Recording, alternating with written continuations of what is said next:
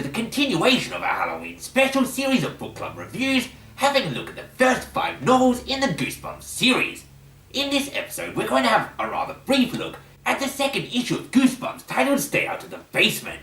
I do say brief look because, unfortunately, some of these novels are so very similar that if you've already had a look at the predecessor, there's not much you can say about the one that follows it. So I do suggest you watch these series of book club reviews in order, at least for the Halloween ones. And if you've not seen my review of the first Goosebumps novel, Welcome to Dead House, then I suggest you do watch it before watching this one, so you know what I'm talking about.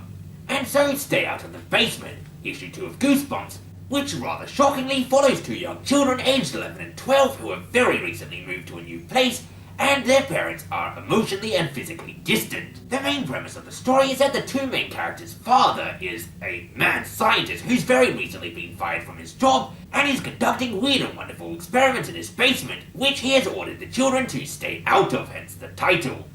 The novel is kind of like a children's version of The Fly, or probably more accurately The Thing, and so therefore, as you might well expect, is not so much spooky as it is sort of a kid's version of body horror. It does at points actually get rather horrific. Turning into a plant definitely doesn't sound like a fun thing to do, and while the body horror is certainly more toned down than what you would see in The Fly or The Thing, because after all it is a kid's novel, there were definitely areas in this book that made my skin crawl, or more accurately my scalp itch, so it's done that job pretty darn well. The ending of this novel was extremely predictable. I won't bother saying what it is because even though this is a spoiler-free review, it's so very predictable that if you start reading it, you're going to know what it is anyway, and so actually describing it really doesn't add anything to this review, but it felt so predictable and expected that I think I would have actually been disappointed if it didn't happen.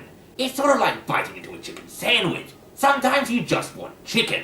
And so Welcome to the Basement. It's definitely generic and it's definitely predictable, and it definitely doesn't add much to the genre, but considering that most body horror things are not actually meant for kids and are certainly not appropriate for them, this one actually serves the purpose of being a body horror story that a child can read. So as far as that goes, I guess it does do its job relatively successfully. And so with all of that said and done, that's where this extremely brief review is coming to an end. If you want to see more of these, we've got 3 more coming, so you might as well stick around.